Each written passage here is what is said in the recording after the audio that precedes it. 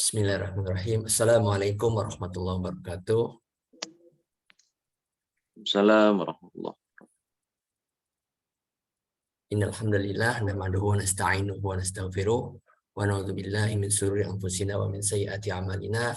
May yahdihillahu fala mudilla lahu wa yudlil fala hadiya lahu. Allahumma shalli ala Muhammad wa ala alihi washabbihi ajma'in. Pertama-tama marilah kita panjatkan puji serta syukur kehadirat Allah Subhanahu wa taala atas segala perkenannya kita dipertemukan kembali di acara kajian pekanan ini. Kemudian salawat serta salam semoga senantiasa tercurah kepada kedua kita, suri tauladan kita, Nabi Muhammad SAW beserta istri-istri beliau, sahabat beliau, keluarga beliau, dan kaum muslimin yang senantiasa istiqomah. Semoga kita berada di dalamnya. Baiklah, langsung saja. Sebagaimana biasa, tema kita adalah terkait dengan Sirah Nabawiyah. Pada kesempatan kali ini, melanjutkan tema yang sebelumnya, yaitu lanjutan dari Perang Tabuk ya Ustaz? Ya, Perang Tabuk. Perang Tabuk. Kepada Ustaz Daniel Barkah, dipersilakan. Baik. Assalamualaikum warahmatullahi wabarakatuh. Waalaikumsalam. Alhamdulillah wassalatu wassalamu ala Rasulillah.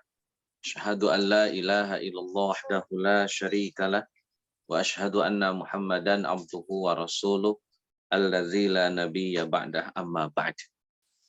Hadirin ikhwatiman rahimakumullah, alhamdulillah dengan izin Allah bisa kembali bermuwajahah mengkaji Sirah Nabawiyah.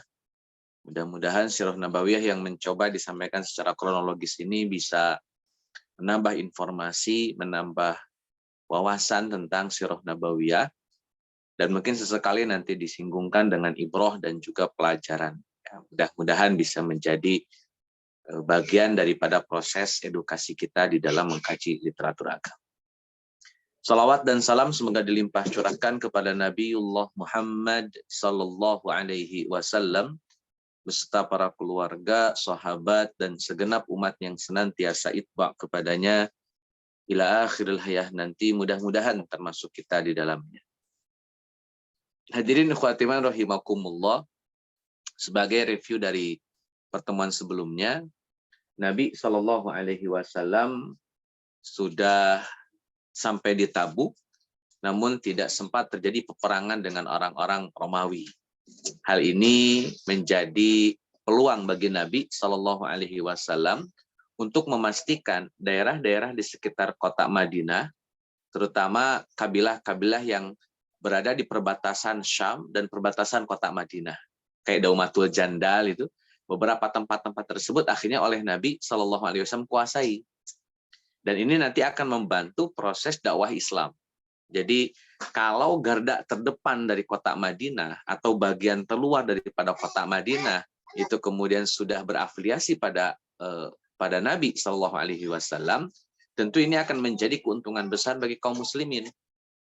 Di mana ketika ada gerakan musuh atau ada gerakan yang sangat memungkinkan untuk membuat kota Madinah diperangi atau membuat kota Madinah kena dampak besar terhadap dampak besar berupa madharat begitu, sehingga Nabi sudah jauh lebih awal mengetahui gerakan-gerakan tersebut. Jadi jangan sampai juga kemudian nanti kecolongan lah dalam bahasa praktisnya. Makanya Nabi memastikan garda terdepan kota Madinah atau kota-kota menyangga di kota Madinah itu berafiliasi kepada Nabi Shallallahu Alaihi Wasallam. Di mana kabilah-kabilah tersebut nanti dengan loyalitasnya, dengan keimanan mereka, dengan komitmen mereka, sebagian mungkin tidak beriman seluruhnya, tapi berbayar jizyah kepada Nabi Shallallahu Alaihi Wasallam, maka hal itu menjadi satu keuntungan bagi kaum muslimin yang ada di kota Madinah. Sehingga kota Madinah dari sisi internal memiliki kekuatan yang luar biasa, soliditasnya luar biasa. Dari sisi eksternal pun memiliki penyangga-penyangga yang juga luar biasa. Sehingga ke depannya kota Madinah betul-betul menjadi sentral kekuatan politik umat Islam. Kota Madinah itu menjadi sentral kekuatan politik umat Islam, di mana internal Madinahnya sangat solid, kolaboratif, sinergis. Kemudian di eksternal kota Madinahnya juga terdapat beberapa kabilah yang mendukung kedaulatan kota Madinah, sehingga bisa mengantisipasi serangan dari luar kota Madinah, terutama dari kalangan bangsa Romawi yang kemudian menjadi penakluk dari negeri Syam. Secara umum itu negeri Syam ditaklukkan oleh orang-orang Romawi. Jadi sudah jelas nih siapa musuh umat Islam. Jadi bangsa Romawi di satu sisi dan bangsa Persia di sisi yang lain. Nah, hadirin khatimah rahimakumullah, singkat cerita setelah Nabi menaklukkan beberapa kabilah penyangga di kota Madinah, kemudian beliau akhirnya pulang kembali ke kota Madinah. Kurang lebih dalam banyak riwayat, Nabi Shallallahu Alaihi Wasallam tinggal di kota Tabuk atau di negeri Tabuk atau melakukan ekspedisi Tabuk sekitar 20 harian. Dalam riwayat yang lain, ada yang bilang 15 hari, 18 hari, ya, yang bilang 20 hari, ya sekitaran 20 harian lah. Nabi Allah Muhammad Shallallahu Alaihi Wasallam dan juga para sahabat keluar dari kota Madinah, pergi berangkat menuju negeri Syam, walaupun tidak sampai negeri Syamnya, tapi perbatasan untuk menghadapi bangsa Romawi. Sekalipun tidak terjadi pertempuran, tapi itu menjadi satu catatan dalam sejarah bahwa kaum muslimin tidak gentar melawan siapapun. Hatta imperium besar sebesar bangsa Romawi tidak pernah membuat kaum muslimin gentar karenanya. Jadi bagi kaum muslimin tidak ada musuh yang hebat. Bagi kaum muslimin yang ada adalah kualitas keimanan yang dahsyat. Karena dari situlah kehebatan atau tidaknya sebuah aktivitas peperangan. Baik hadirin khatimah rahimakumullah, setelah Nabi pulang dari Tabuk, kemudian Nabi Shallallahu Alaihi Wasallam langsung stay di Masjid Nabawi. Sebelum beliau duduk-duduk di Masjid Nabawi, sebagaimana biasanya ini, karena sudah menjadi rutinan Nabi Shallallahu Alaihi Wasallam, beliau senantiasa memulai dengan sholat 2 rakaat sepulang safar. Jadi kalau Nabi pulang dari safar, Nabi Allah Muhammad Shallallahu Alaihi Wasallam selalu memilih sholat dulu di Masjid Nabawi. Ini kebiasaan Nabi. Jadi pulang dari safar itu, yang pertama kali Nabi tuju adalah Masjid Nabawi. Kemudian sholat 2 rakaat, baru kemudian masuk ke dalam rumahnya. Dan ini juga menjadi kebiasaan para sahabat. Rata-rata para sahabat akan ikutin Nabi. Jadi sama-sama masuk ke Masjid Nabawi, sama-sama sholat 2 rakaat di Masjid Nabawi. Baru kemudian bertolak ke rumah masing-masing. Pernah teman-teman ada seorang sahabat yang buru-buru pengen pulang ke rumah. Kemudian Nabi Shallallahu Alaihi Wasallam mencegat beliau, jangan dulu pulang, santai aja dulu di sini. Biarkanlah orang rumah punya persiapan untuk berdandan, untuk menyiapkan sesuatu. Jadi dari pesan ini Nabi Allah Muhammad Shallallahu Alaihi Wasallam ingin mengajarkan kepada kita bahwa jangan bikin orang terkejut sampai tidak bisa bikin persiapan untuk menyambut pasangan atau suami.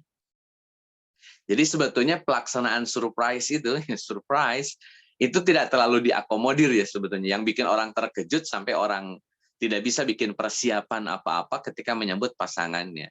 Tapi kalau terkejut bahagia dan sudah ready persiapan lain sebagainya, itu it's okay, itu nggak jadi masalah. Kayak Nabi Shallallahu Alaihi Wasallam kemudian mendapatkan jadi Nabi mengirimkan hadiah ke Raja Najasyi, kemudian dikembalikan kepada Nabi Shallallahu Alaihi Wasallam karena Raja Najasyinya sudah meninggal. Nah, di antara yang diserahkan kepada Raja Najasyi yang kemudian balik lagi kepada Nabi Shallallahu Alaihi Wasallam di antara adalah minyak wangi. Ketika Nabi ketemu dengan Ummu Salamah atau bersama dengan Ummu Salamah, kata Nabi kepada Ummu Salamah, wahai Ummu Salamah, nanti saya akan mendapatkan hadiah saya untuk Raja Najasyi yang kemudian dikembalikan kepada saya, kata Nabi Shallallahu Alaihi Wasallam. Di antaranya ada minyak wangi, maka akan aku serahkan minyak wangiku, minyak wangi itu yang terbanyak untukmu, kata Nabi kepada Ummu Salamah. Jadi kalau ingin ngasih hadiah, ngasih surprise, ya sudah itu. Artinya sesuatu yang sudah dipersiapkan, sudah matang persiapannya. Jangan sampai saking ingin ngasih surprise, akhirnya tidak bisa mempersiapkan apa-apa, dan akhirnya tidak bisa memaksimalkan pelayanan. Gitu. Makanya Nabi ketika para sahabat pulang ke kota Madinah, kemudian mereka ingin segera pulang ke rumah masing-masing, Nabi tahan. Tunggu dulu, kasih jeda yang ada di rumah, supaya mereka masak atau sekedar dandan. Supaya bisa memberikan pelayanan yang maksimal kepada suami. Ini cara Nabi Shallallahu Alaihi Wasallam, kebiasaan Nabi Shallallahu Alaihi Wasallam. Allah a'lam. Baik teman-teman semua yang Allah muliakan, ketika Nabi sedang duduk-duduk di Masjid Nabawi, jadi nggak langsung ke rumah, Nabinya tetap standby di Masjid Nabawi, beliau menerima beberapa orang yang kemudian memiliki alibi atau alasan ketidaksertaan mereka di dalam perang Tabuk. Jadi ada alasan inilah, alasan itu, alasan ini, alasan itu, di mana alasan-alasan tersebut sebetulnya lebih kepada mengada-ngada ya. Artinya bukan alasan yang sebenarnya. Alasannya mengada-ngada karena memang sebetulnya mereka nggak mau ikut perang. Sama sekali tidak mau ikut perang. Mereka hanya beralasan supaya Nabi memaafkan. Supaya Allah Azza wa Jalla memaafkan. Hanya itu poinnya. Jadi orang munafik ini datang ke Nabi, cerita panjang lebar, alasan kenapa tidak hadir, endingnya itu bukan karena ingin ingin betul-betul minta dispensasi atau minta dipahami dan dimengerti, tapi lebih memang karena mereka nggak mau perang sebetulnya. Dan itu hanya sebatas alasan saja, tidak sebagai argumentasi yang sebenarnya, hanya alasan saja. Nah, teman-teman semua yang Allah muliakan, di poin ini Nabi Shallallahu Alaihi Wasallam memaafkan mereka dan tidak menghukum mereka. Luar biasa. Jadi orang munafik datang membuat alasan demi alasan supaya mereka tidak disalahkan oleh Nabi. Padahal Nabi paham, Nabi tahu bahwa mereka adalah orang-orang yang mangkir daripada kewajiban ini karena faktor ketiadaan alasan. Karena memang faktor kemunafikan saja. Memang mereka orang munafik. Jadi memang mereka nggak akan mau untuk diajak perang. Tapi kemudian Nabi memaafkan dan membiarkan. Kenapa ya? Karena Nabi Shallallahu Alaihi Wasallam memastikan bahwa mereka akan mendapatkan hukuman yang lebih dahsyat dari Allah Azza wa Jalla. Ada masa di mana hukuman di dunia tidak diberikan, maka kehukuman di akhirat tetap menjadi kenyataan yang harus dihadapi. Jadi di dunia tidak mendapatkan hukuman, akhiratlah tempat mendapatkan hukuman yang paling dahsyat. Makanya kenapa orang-orang munafik oleh Nabi dibiarkan sejauh-adalah terserah Allah, terserah Allah. Ya karena Nabi paham betul, yakin betul bahwa mereka akan dihukum dengan seberat-beratnya hukuman di akhirat. Makanya di dalam salah satu ayat di dalam Al-Quran ada kalimat bahwa orang-orang munafik itu ditempatkan oleh Allah Azza wa Jalla fid-darkil asfali minan nar. Dalam Al-Quran fid-darkil asfali. Fid-darkil asfali. Di surat An-Nisa ayat ke-145 bahwa orang-orang munafik innal munafiqina fid darkil asfali minan nar walan tajida lahum nasira, dan mereka tidak akan pernah bisa ditolong. Itu di surat An-Nisa ayat ke-145. Hadirin khatimah rahimakumullah, maka Nabi biarkan mereka karena urusan mereka sudah menjadi urusan Allah Azza wa Jalla, bukan lagi di urusan Nabi sallallahu alaihi wasallam. Maka itu berimplikasi pada kenapa Abdullah bin Salul tidak dihukum oleh Abdullah bin Ubay bin Salul tidak dihukum oleh Nabi. Ya biarkan saja Allah yang memberikan hukuman.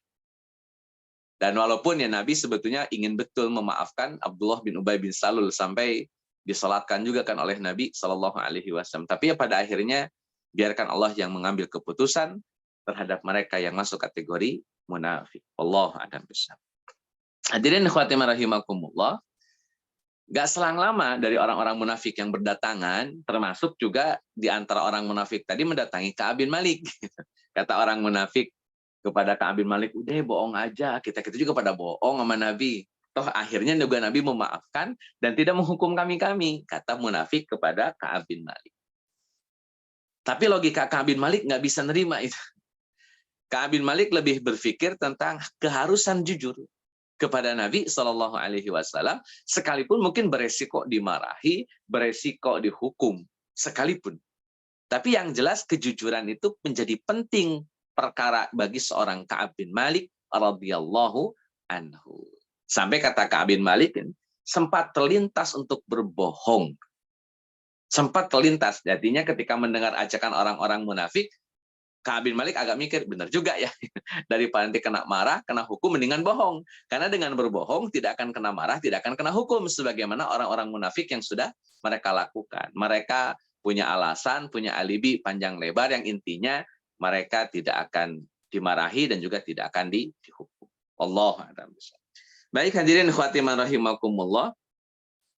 Kemudian Ka'ab bin Malik. Kemudian ada satunya lagi Hilal bin Umayyah. Dan satunya lagi Murarah bin Rabi'. 3 orang ini, Ka'ab bin Malik, Hilal bin Umayyah, dan Murarah bin Rabi', ketiganya tidak ikut perang. Secara umur, Ka'ab bin Malik jauh lebih muda daripada Hilal bin Umayyah dan daripada Murarah bin Rabi'. Jadi lebih mudah Ka'ab bin Malik radhiyallahu. Kita fokus pada Ka'ab bin Maliknya karena ini cerita diceritakan langsung oleh seorang Ka'ab bin Malik radhiyallahu. Jadi Ka'ab bin Malik yang cerita peristiwa ini. Ka'ab bin Malik, beliau cerita tidak pernah absen dalam peperangan bersama Nabi. Sama sekali nggak pernah absen, kecuali perang Badar dan perang Tabuk. Jadi seumur-umur beliau tidak pernah absen dalam peperangan. Perang Tabuk, perang Uhud ikut, perang Khandaq ikut, perang Khaybar ikut, sampai dapat ghanimah banyak tuh dari Khaybar. Perang Hunain ikut, Futu Mekah ikut. Semuanya ikut, kecuali perang Badar sama perang Tabuk. Kenapa perang Badar tidak ikut dan tidak dipermasalahkan? Artinya ketika tidak ikut perang Badar, kenapa Ka'ab bin Malik tidak dihukum seperti hukumannya yang ketika tidak ikut perang Tabuk gitu. Nah, hadirin khatimah rahimakumullah, karena perang Badar itu tidak direncanakan perang. Lebih kepada persiapan untuk menghalau atau menghadang kafilah dagang. Bukan dalam rangka niat pengen perang. Maka para sahabat tidak diharuskan ikut. Kata Nabi, yang mau ikut ya ikut, yang nggak mau ya nggak usah. Toh kita cuma nyergap kafilah dagang yang hanya dijaga oleh 40 orang saja. Dan itu aman, itu bisa selesai lah gitu. Dengan jumlah 300-an itu ngelawan 40 aman lah. Dan ini sekali lagi tujuannya hanya penyergapan atau menghadang saja atau mengambil harta milik kaum muslimin yang dijarah oleh Abu Sufyan, Abu Jahal dan Abu yang lainnya. Jadi makanya perang Badar tidak ada sanksi bagi sahabat yang tidak turut serta. Lawang memang bukan buat perang, lebih spesifik ya karena ingin menghadang orang-orang Quraisy saja, tidak dalam rangka ingin memerangi, apalagi sampai membunuh orang-orang Quraisy. Jadi tidak sampai ke titik itu sebetulnya. Cuman dalam perkembangannya malah harus perang dan harus bunuh-bunuh. Allahu a'lam. Itu ketika Ka'ab bin Malik tidak ikut perang Badar, makanya tidak dihukum oleh Nabi ketika tidak ikut perang Badar. Karena sekali lagi, perang Badar rencana awalnya tidak dalam rangka untuk peperangan, tapi lebih kepada penyergapan atau pengambil alihan harta yang dimiliki oleh Abu Sufyan dan kawan-kawan. Wallahu a'lam. Jadi ada 3 orang, Ka'ab bin Malik, Hilal bin Umayyah, dan Murarah bin Rabi. Berikutnya, teman-teman semua yang Allah muliakan, kata Ka'ab bin Malik, saya ini tidak pernah merasa lebih kuat, merasa lebih seger, kecuali pas pada perang Tabuk.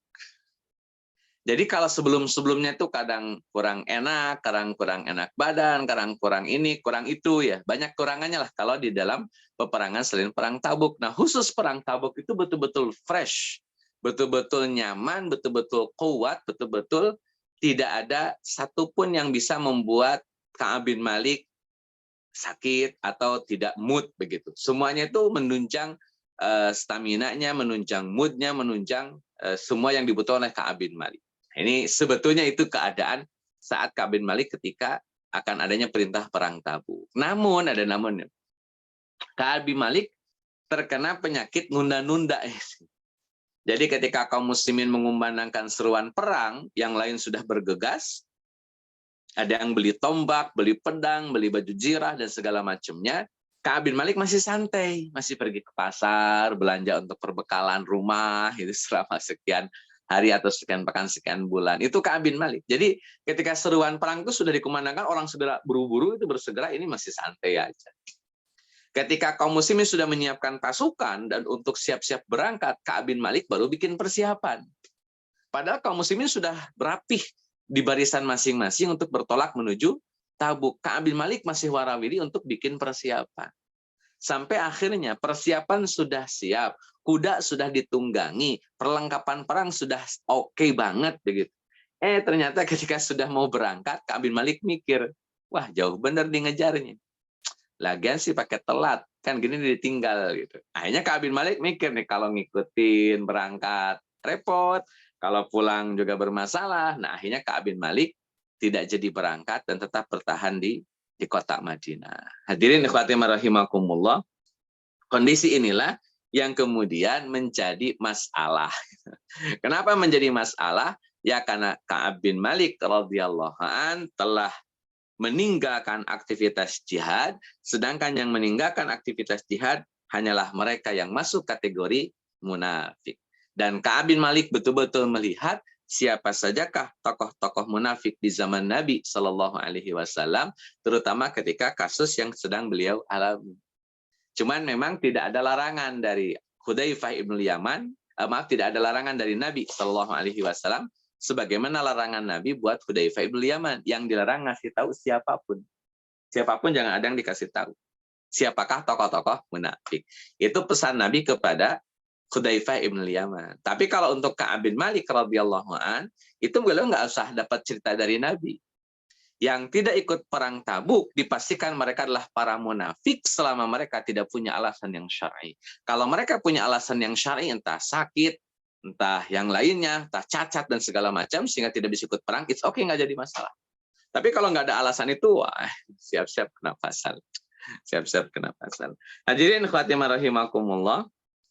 Kemudian ketika Ka'ab bin Malik datang kepada Nabi Shallallahu Alaihi Wasallam, kemudian setelah datang bersalam kepada Nabi Shallallahu Alaihi Wasallam, maka Nabi menjawab salamnya Ka'ab bin Malik, tapi dengan senyuman yang kurang indah, senyumannya masem itu, senyumannya asem. Maka Nabi Shallallahu Alaihi Wasallam bersabda, berkata saat itu, kata Nabi kepada Ka'ab bin Malik, kenapa engkau tertinggal? Bukankah engkau telah menjual dirimu untuk Islam? Kata Rasulullah Shallallahu Alaihi Wasallam. Maka dijawab oleh Ka'ab bin Malik, andai saya berbohong dan engkau ridho dengan kebohongan tersebut, tentu Allah akan mengabarkannya hingga engkau murka kepadaku. Jadi ini kata Ka'ab bin Malik, kalau aneh bohong nih, gak bakalan ada yang tahu. Hatta Nabi pun gak akan tahu kalau saya bohong. Cuman kan nanti masalahnya Allah yang ngasih tahu kepada Nabi. Nah kalau Allah ngasih tahu ke Nabi, terus Nabi jadi marah sama saya, kan berarti urusannya. Itu kata Ka'ab bin Malik radhiyallahu an. Atau kata Ka'ab bin Malik, saya jujur deh. Saya jujur, gak usah bohong gitu ya. Jujur saja. Kemudian kata Ka'ab bin Malik, maka engkau akan mendapati kejujuran padaku. Kata Ka'ab bin Malik. Aku tidak memiliki uzur, ditegaskan oleh Ka'ab bin Malik. Bahkan aku merasa lebih kuat dan lebih mudah pada tahun ini atau pada saat-saat ini. Hadirin khawatimah rahimakumullah. Dari sekian orang yang datang ke Masjid Nabawi, hanya 3 orang yang memberikan alasan dengan alasan yang jujur. Selebihnya mereka hanya punya alibi, hanya sekedar untuk menghindarkan diri dari hukuman Nabi Shallallahu Alaihi Wasallam. Mereka kemudian meninggalkan keimanan mereka hanya untuk kepentingan supaya tidak dimarahi, tidak dihukum. Ka'ab bin Malik tidak, siap dihukum, siap dimarahi. Makanya beliau jujur atas nama atau kepada Nabi Shallallahu Alaihi Wasallam. Nah, hadirin khatimah rahimakumullah, ketika Nabi sudah mendengarkan apa yang disampaikan oleh Ka'ab bin Malik radhiyallahu an, maka Nabi berikan putusan. Kata Nabi, berdirilah hingga Allah berikan keputusan. Nah, Nabi cuman memberikan putusan untuk diam saja, berdiri saja. Kenapa? Karena putusan dari Allah belum ada. Harus diapain, harus seperti apa, mekanisme itu belum ada. Maka Nabi Shallallahu Alaihi Wasallam hanya memberikan berdiri dan tunggu sebagaimana tunggulah keputusan yang akan Allah berikan. Kata Nabi kepada Ka'ab bin Malik radhiyallahu anhu. Baik teman-teman semua yang Allah muliakan, kejujuran ini memiliki harga yang sangat mahal untuk dibayar. Betul-betul mahal. Tidak sedikit orang yang kemudian akan terjebak dengan kebohongan, manakala terikat oleh kepentingan-kepentingan yang bersifat dunia. Biasanya takut miskin, takut dipenjara, takut dihukum. Biasanya adang berbohong itu menjadi keharusan saat itu bagi sebagian kalangan. Nah, hadirin khatimah rahimakumullah, Nabi pernah mengingatkan dalam sebuah hadis, kata Nabi, alaikum wal kadhiba, fa innal kadhiba yahdi ilal fujuri, wa innal fujura yahdi ilan nar. Kata Nabi Shallallahu Alaihi Wasallam, kata Nabi Shallallahu Alaihi Wasallam, dianjurkan supaya kalian tidak berlaku bohong. Alaikum, iyyakum, bukan alaikum, iyyakum wal kadhiba. Dianjurkan kepada kalian untuk tidak berbohong. Fa innal kadhiba yahdi ilal fujuri, karena bohong itu menjurus atau membuat orang menjadi pelaku yang jahat atau pelaku kejahatan. Wa innal fujura yahdi ilan nar, dan pelaku kejahatan akan dimasukkan ke dalam neraka. Itu pesan Nabi Shallallahu Alaihi Wasallam kepada para sahabat saat itu. Dan ini menjadi trigger bahwa kejujuran itu pasti mahal harganya. Karena kalau bohong ya gampang, karena resikonya juga nggak karuan. Di lain hadis, Nabi Shallallahu Alaihi Wasallam pernah sampaikan juga, kata Nabi, Sata'ti 'alan nasi zamanun, akan datang kepada manusia suatu zaman, sinwana khadda'atin, tahun-tahun yang penuh dengan penipuan. Seperti apa gambarannya? Yusaddiqu fihal kadzib, orang yang suka bohong malah dianggap jujur, wa yukadzibu fihas shadiq, dan orang yang jujur malah dianggap suka bohong. Jadi yang bohong dianggap jujur, yang jujur dianggap bohong. Nah, ini akan terjadi pada suatu zaman. Wallahu alam zamannya zaman kapan? Ya Allah. Baik hadirin khawatir rahimakumullah. Ketika Nabi Shallallahu Alaihi Wasallam sudah mempersilahkan Ka'ab bin Malik untuk berdiri dan menunggu keputusan dari Allah Azza wa Jalla, Nabi tambahkan satu poin. Kata Nabi, selama belum ada putusan dari Allah tentang bagaimana dan seperti apanya, maka Nabi melarang. Nabi Shallallahu Alaihi Wasallam melarang untuk berbicara kepada Ka'ab bin Malik. Melarang berbicara, melarang ngobrol, melarang adanya interaksi baik verbal maupun non-verbal dengan seorang Ka'ab bin Malik radhiyallahu anhu. Dan putusan itu disaksikan oleh para sahabat, didengar oleh para sahabat, sehingga tidak ada satupun sahabat yang berani untuk melanggar perintah Nabi Shallallahu Alaihi Wasallam. Hadirin khawatir rahimakumullah, saat Ka'ab bin Malik mendapatkan hukuman dari Nabi, beliau tentu sangat sedih sekali karena sepanjang sejarahnya beliau ini orang yang senantiasa bermuamalah dengan baik. Beliau punya banyak saudara, punya banyak teman, punya banyak kerabat, orangnya cukup humble begitu, sangat menyenangkan ketika diajak ngobrol. Suatu saat beliau tidak boleh untuk bisa ngobrol dengan banyak kalangan. Ini kan tentu membuat sesuatu yang sangat prihatin ya bagi seorang Ka'ab bin Malik radhiyallahu anhu. Terlebih lagi teman-teman, beliau memiliki seorang saudara, ya, saudara dekat sekali, bahkan kemana-mana selalu berdua. Itu namanya Abu Qatadah. Suatu hari Ka'ab bin Malik ketika dicuekin di pasar, dicuekin di masjid, dicuekin di mana-mana itu, Ka'ab bin Malik akhirnya pergi kepada Abu Qatadah. Kemudian kata Ka'ab bin Malik kepada Abu Qatadah, "Assalamualaikum ya akhi." Maka Abu Qatadah tidak menjawab. Dikacangin oleh Abu Qatadah. Kemudian, "Assalamualaikum ya akhi," kata Ka'ab bin Malik. Dan seperti itu pula sikapnya Abu Qatadah. Tidak pernah memberikan respon, tidak pernah memberikan jawaban. Dan Abu Qatadah bukan tidak ngerti, bukan tidak paham. Kalau menjawab salam itu hukumnya wajib. Paham betul. Cuman ada beberapa hal yang ketika ada perintah dari Nabi Shallallahu Alaihi Wasallam ya sudah. Walaupun Abu Qatadah tahu menjawab salam itu wajib, tapi mentaati Nabi Shallallahu Alaihi Wasallam tentu jauh lebih wajib. Dan kata Nabi Allah Muhammad, jangan pernah berinteraksi secara verbal maupun non-verbal dengan seorang Ka'ab bin Malik radhiyallahu anhu. Hadirin khawatiman rahimakumullah, setelah Ka'ab bin Malik radhiyallahu anhu dihukum oleh Nabi Shallallahu Alaihi Wasallam, hari-hari terasa sempit bagi seorang Ka'ab bin Malik. Ada surat. Ada surat dari kabilah Bani Ghassan.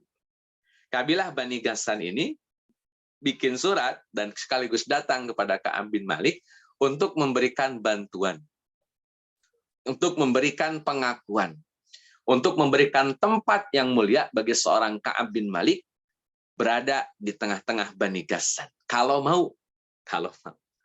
Maka Ka'ab bin Malik radhiyallahu an setelah mendapatkan surat dari Bani Ghassan, sekaligus ajakan dari Bani Ghassan supaya beliau meninggalkan kota Madinah, meninggalkan Islam, dan kemudian bersama-sama dengan Bani Ghassan untuk mendapatkan kehidupan yang lebih layak, lebih mulia. Maka kata Ka'ab bin Malik radhiyallahu an, Allah Allah Azza wa Jalla, komitmen dia kepada Allah Azza wa Jalla tidak akan mudah hilang, apapun alasannya dan siapapun yang memberikan tawarannya. Maka Ka'ab bin Malik langsung membakar surat tersebut, dan itu menjadi sikap yang sangat luar biasa dari seorang Ka'ab bin Malik, karena di tengah himpitan dari ujian yang Allah berikan, beliau ditawari oleh orang-orang yang kafir, katakan demikian, dengan sesuatu yang menguntungkan bagi Ka'ab bin Malik tentunya, tapi Ka'ab bin Malik tidak mau mengambil hal itu. Kenapa? Karena urusan akhirat lebih penting bagi beliau, urusan iman lebih prioritas bagi beliau. Tidak hanya sekedar karena urusan dunia semata. Hadirin khawatiman rahimakumullah, karena sudah menolak ajakan Bani Ghassan, maka Ka'ab bin Malik harus menerima resiko yang sangat besar, yakni tidak mendapatkan sikap baik itu ucapan ataupun sikap dari kaum muslimin, entah verbal ataupun non-verbal dari kaum muslimin selama berpuluh-puluh hari. Dalam satu riwayat, Ka'ab bin Malik dihukum sampai 40 hari. 40 hari ini hukuman pertama. Nanti tambah lagi 10 hari. Jadi total-total itu 50 hari. Yang 10 hari yang terakhir, ya 10 hari yang terakhir, itu Ka'ab bin Malik radhiyallahu an harus mengizinkan atau harus membiarkan istrinya pergi ke rumah orang tuanya.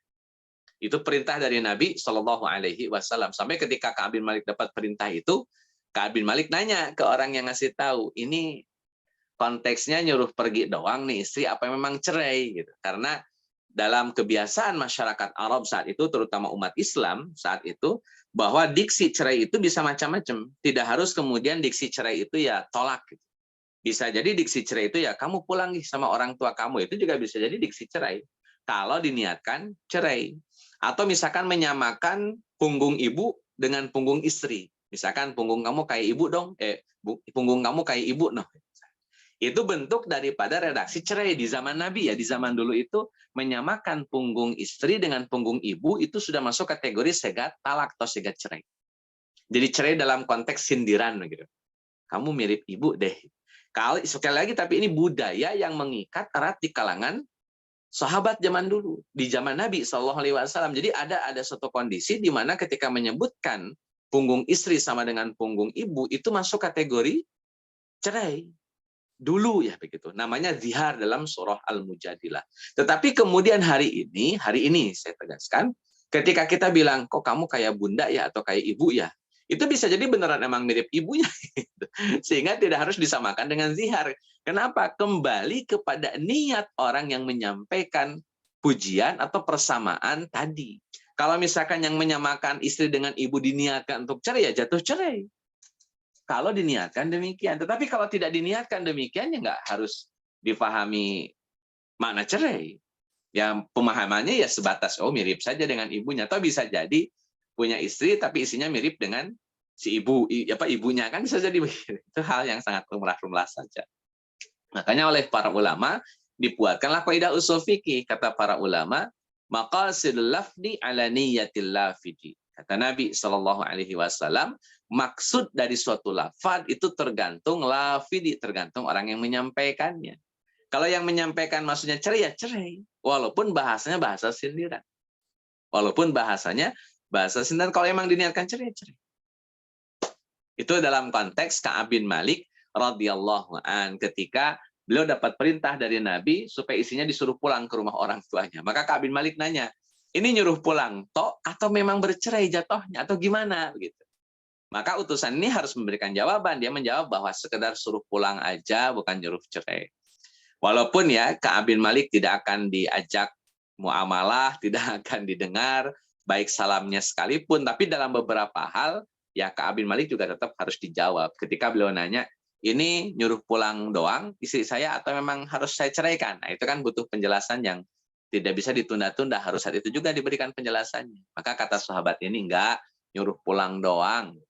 Nanti ya tetap jadi statusnya suami istri, gitu, nggak pernah berubah jadi yang lain, tidak cerai. Tetap bersuami istri, cuman pulang dulu deh. Itu di hari ke-41 sampai ke hari ke-50. Itu Masya Allah ya. Nah hadirin ikhwatimah rahimakumullah, sampai Ka'ab bin Malik radhiyallahu an, subuh-subuh itu di hari yang ke-50, beliau sudah sampai pada titik nazirnya, sudah sampai pada titik batasan yang tidak mungkin lagi bisa ditambahin itu ruang-ruang kesiapannya. Ka'ab bin Malik sudah cukup patah sudah. Kata Ka'ab bin Malik, jiwa terasa sesak dan bumi pun terasa sempit pada dia begitu luas. Saking tidak bisa interaksi dengan siapapun. Saat itu ya yang dialami oleh Ka'ab bin Malik radhiyallahu anhu. Hadirin ikhwatimah rahimakumullah, membaca dari sisi para sahabatnya.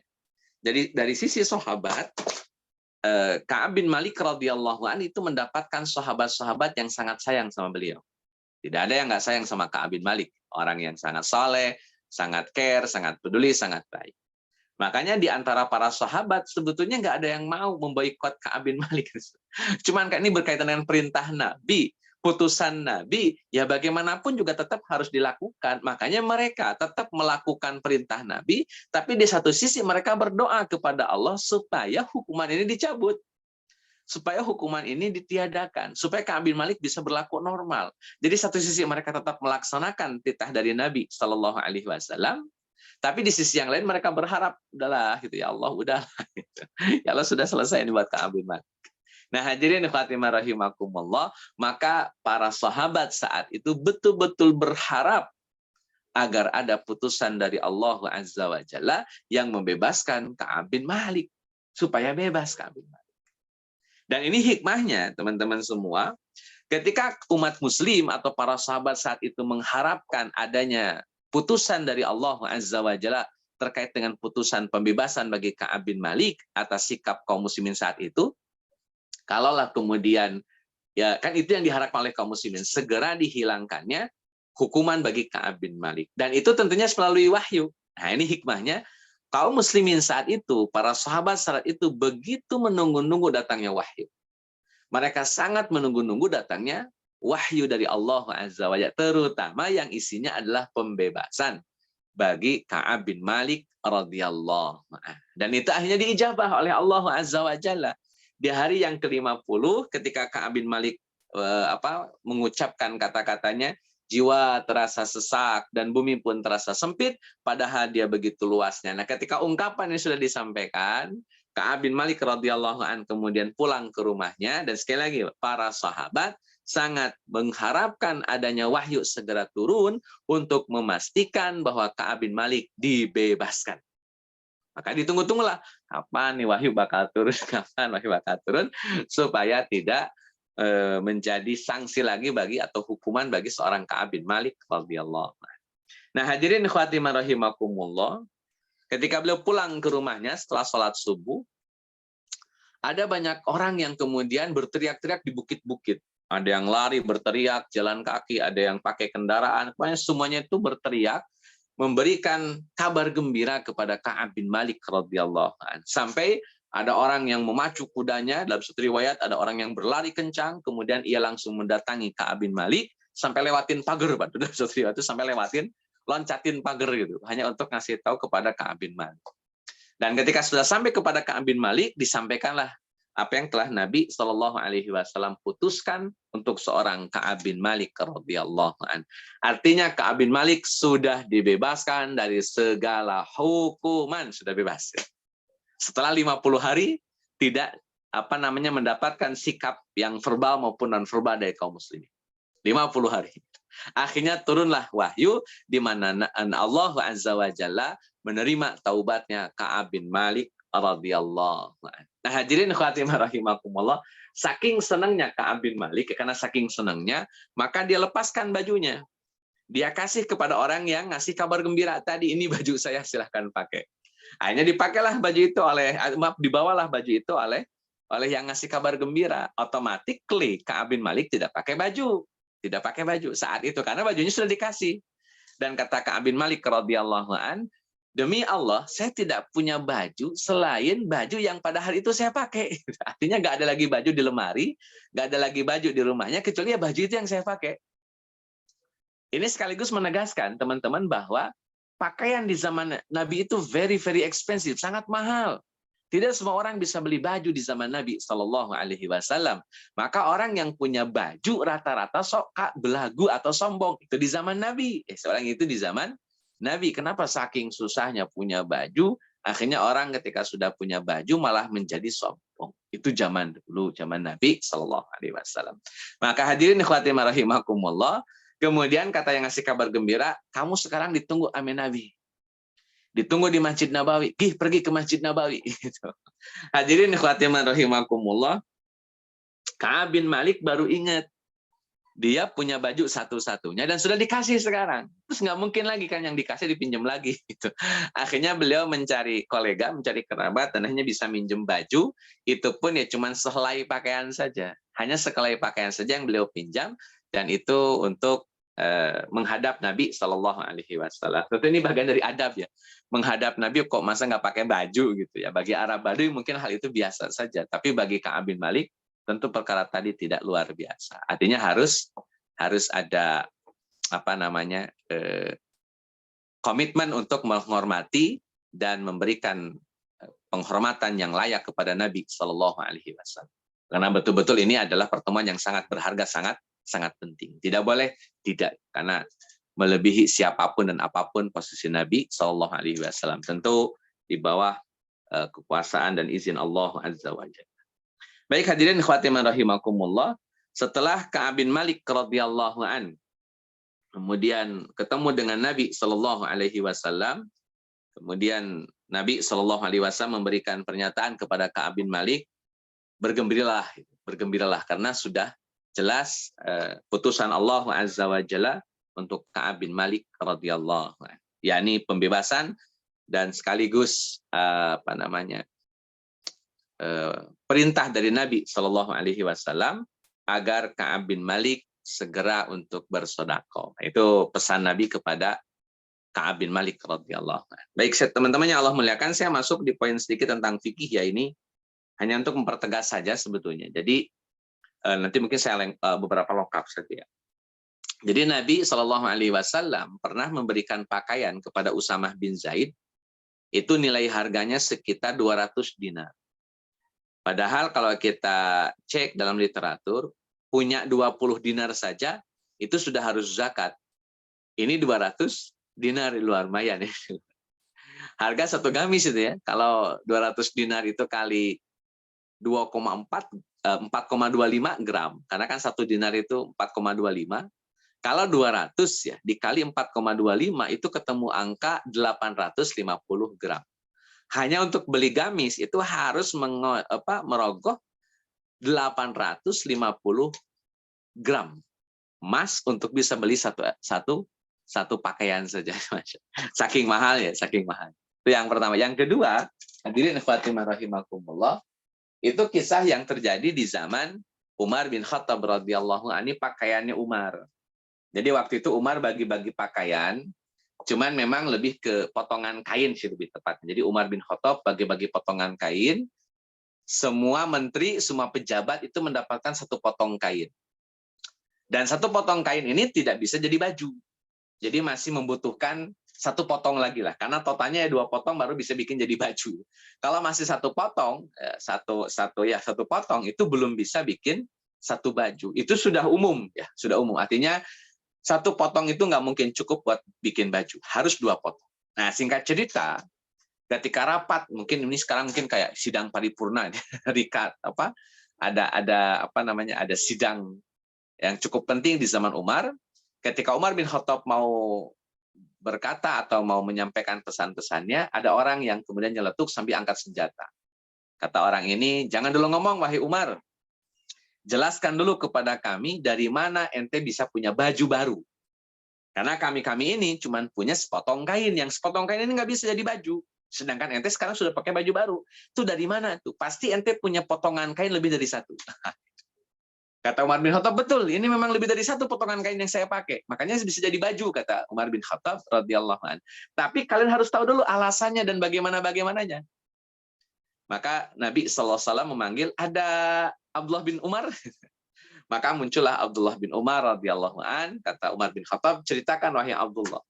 Maka Abdullah bin Umar radhiyallahu anhu menceritakan bahwa potongan kain yang kemudian Umar pakai sampai jadi baju memang betul 2 potong gitu. Nggak mungkin satu potong, itu memang 2 potong, betul, kata Abdullah bin Umar.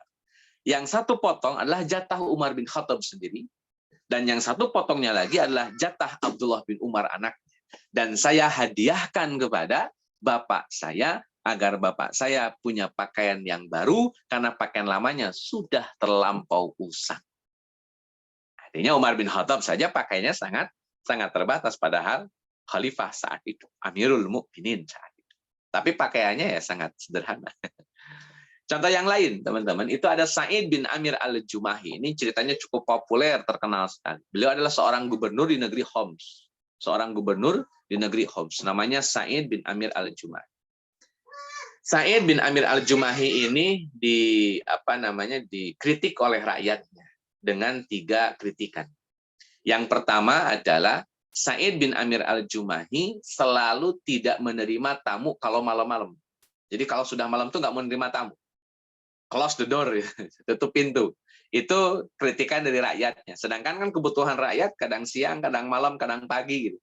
Nah ini Sa'id bin Amir al-Jumahi pokoknya malam tutup daripada aktivitas bertemu dengan rakyat. Itu kata rakyatnya. Kritikan buat Sa'id bin Amir al-Jumahi.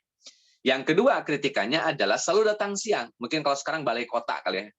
Jadi Gubernur Homs ini sering datang ke balai kota terlambat terus, siang terus datangnya. Ya saya nggak ngerti siangnya saat itu tuh barometernya gimana. Maksudnya jam masuk yang benarnya itu jam berapa itu saya kan nggak paham, nggak sedetail itu ya para ulama menjelaskan. Tapi intinya selalu datang siang. Kata rakyatnya kepada Umar bin Khattab mengadukan Sa'id bin Amir al-Jumahi.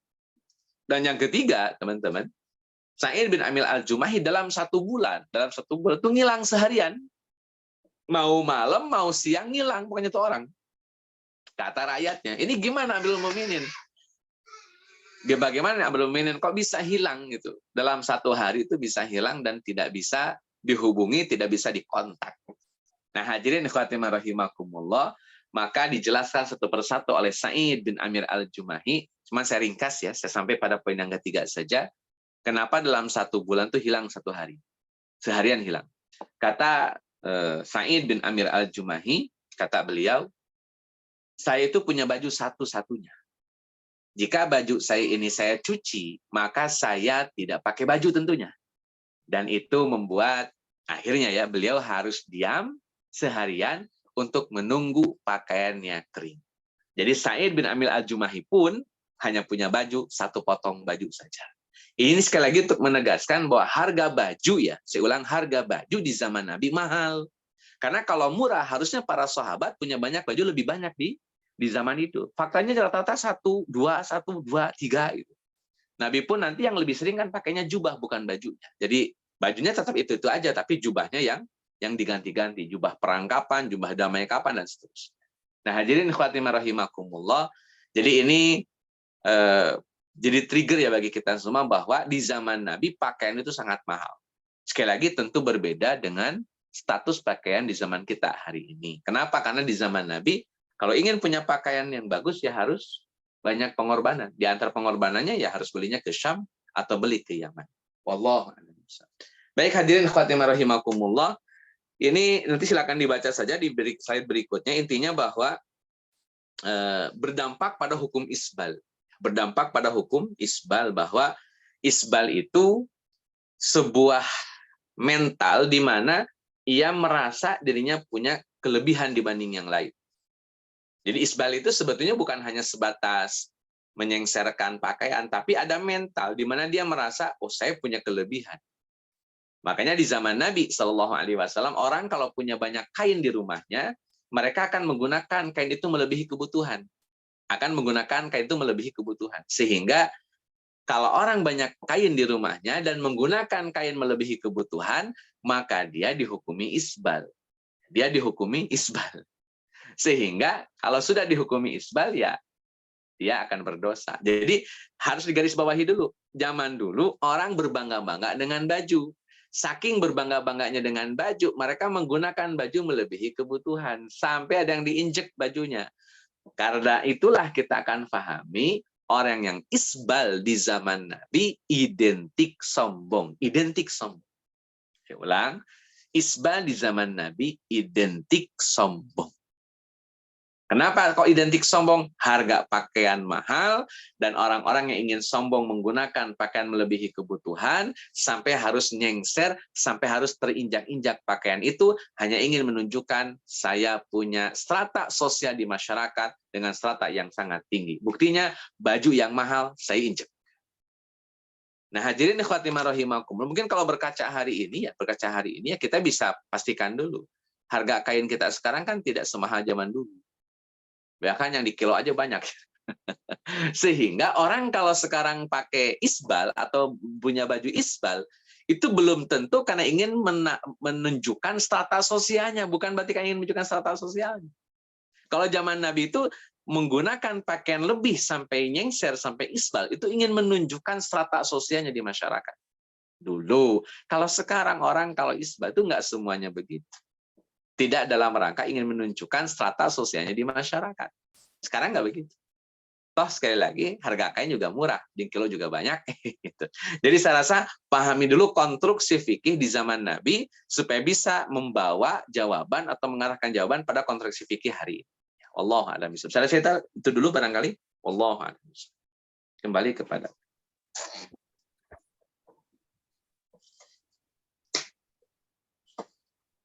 Baik, terima kasih Ustaz Daniel Barakah atas paparannya. Sekarang udah pukul 9 ya, kita masih ada waktu sedikit untuk tanya jawab. Kepada teman-teman yang mau bertanya, dipersilakan.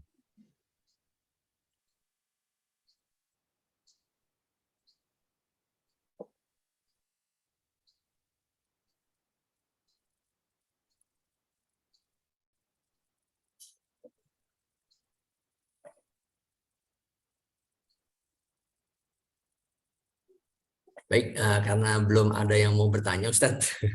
Mungkin saya aja Ustadz yang bertanya.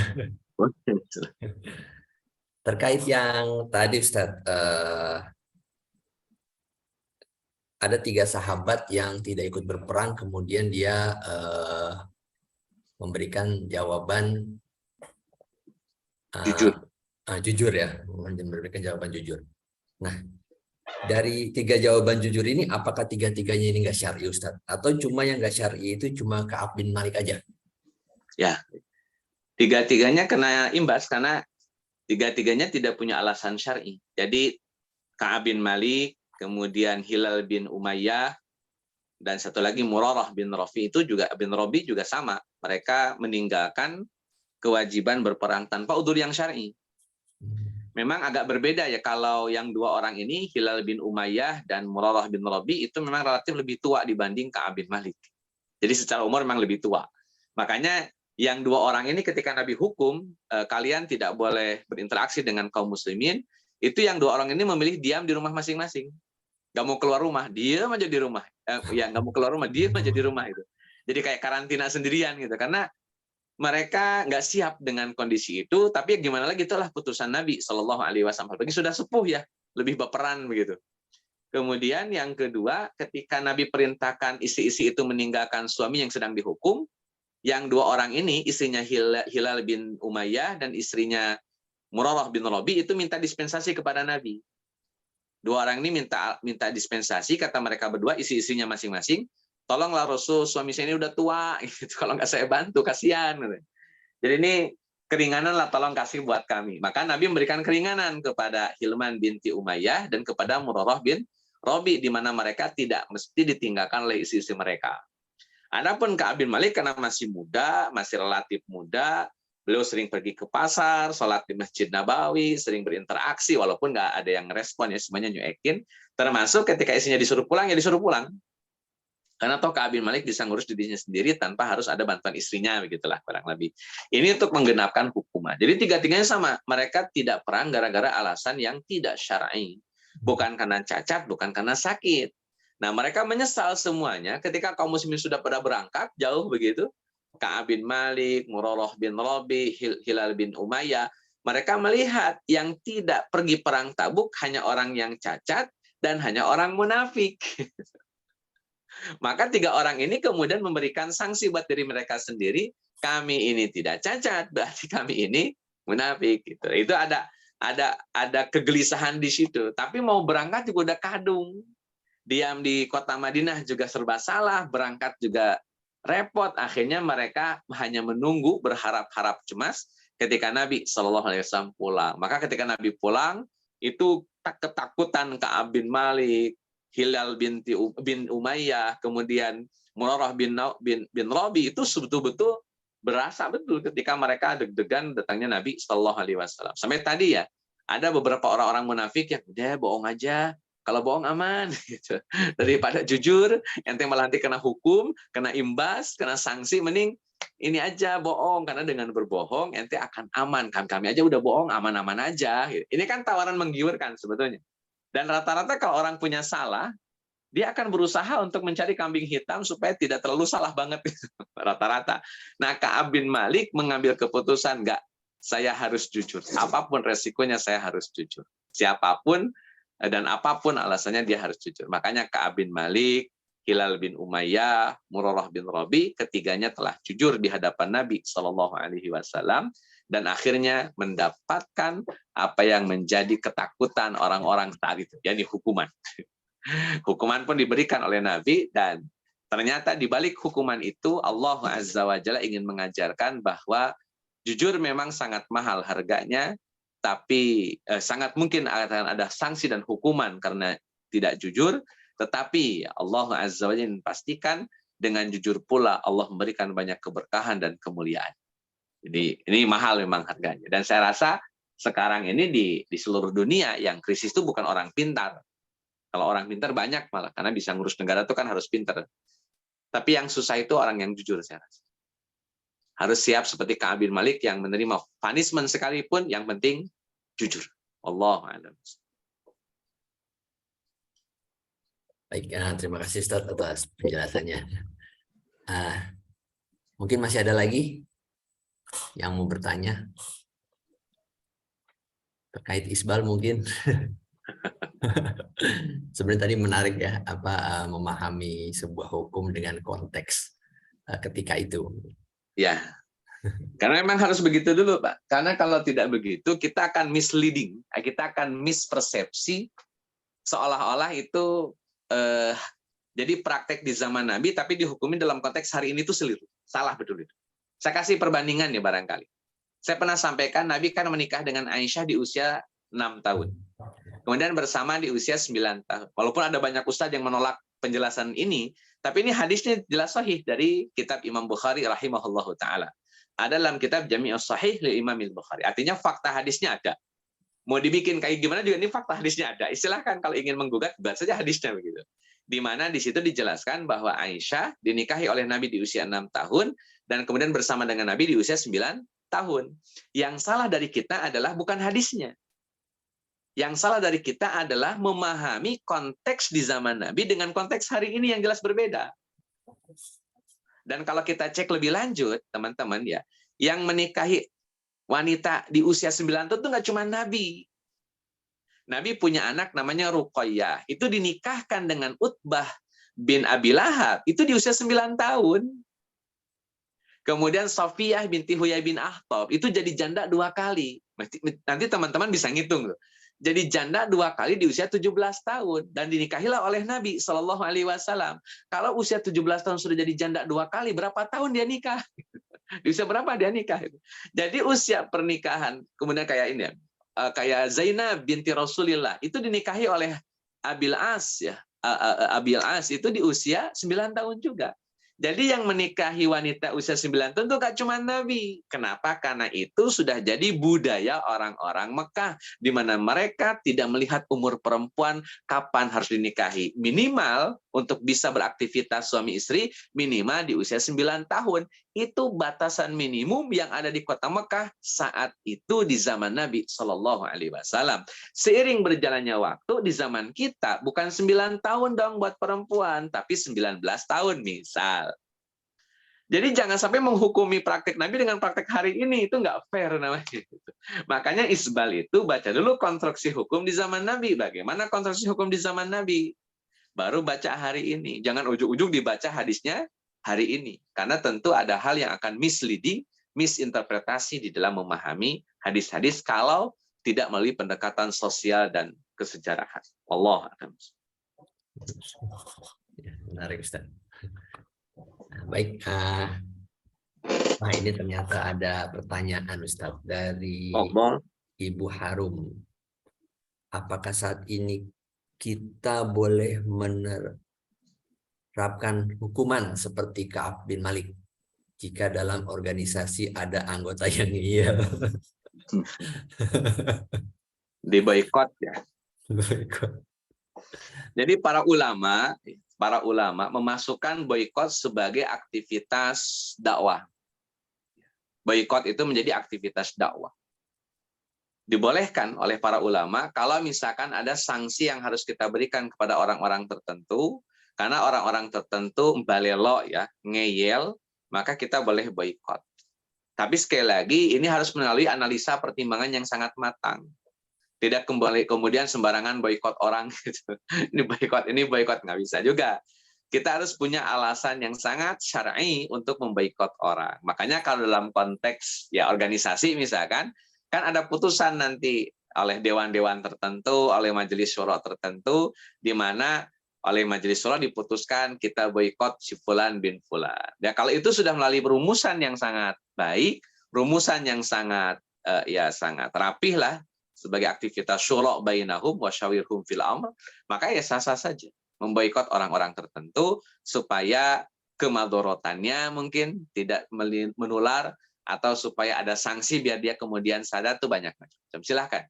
Jadi sekali lagi yang penting adalah analisa kenapa harus boikot.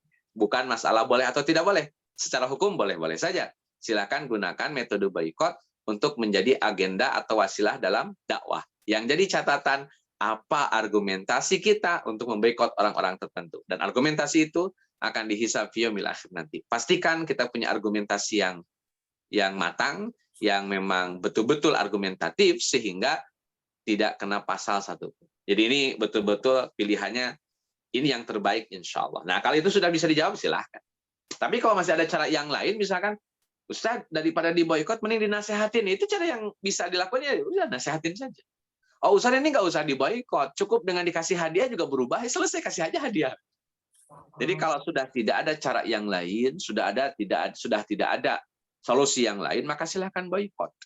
Tapi sekali lagi itu pun harus dengan argumentasi yang sangat matang, tidak boleh asal. Makanya kalau di organisasi ada ahlul hali wal aqdi gitu, ada dewan syuro, silahkan rumuskan oleh mereka yang punya otoritas, yang paham nilai-nilai agama, siapa yang harus diboikot, siapa yang tidak boleh diboikot.